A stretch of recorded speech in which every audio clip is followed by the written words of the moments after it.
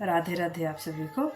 आज मैं एक बहुत ही पुराना निर्गुण पद गाने जा रही हूँ, जो कि मैं पहले इसको बहुत गाती थी, लेकिन उस समय पता नहीं रहता था कि इसका भाव क्या है। जस्ट हाँ गाना है, गा लिया जाए, बस यही इतना समझ में आता था। लेकिन जैसे जैसे हमें ज़िंदगी का अनुभव होता रहता है, उसी प्रकार से हम किसी भी चीज़ को हम समझते हैं। तो एक इस गाने में एक मतलब भक्त की व्याकुलता भगवान के प्रति दर्शाई गई है कि शरीर जो है जर्जर हो जाता है।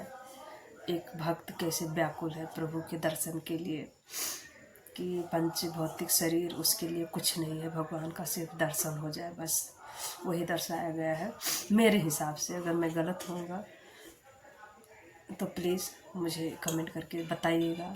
हाँ मेरे हिसाब से तो मुझे यही समझ में आ रहा है।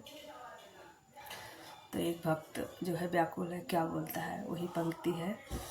अरे ओई ना मिले हो जिन कर हम दासी, ओई ना मिले हो जिन कर हम दासी, जिन कर हम दासी, जिन कर हम दासी, ओई ना मिले हो जिन कर हम दासी।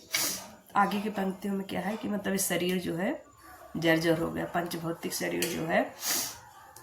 क्या एक भक्त की पुकार क्या है, क्या कहता है, अरे छपरा पुरानी छानी भई झांझरी, छपरा पुरानी छानी भई झांझरी, बूंदा चुआई दिन राती, ओई न मिले हो जिन कर हम दासी, ओई न मिले हो जिन कर हम दासी।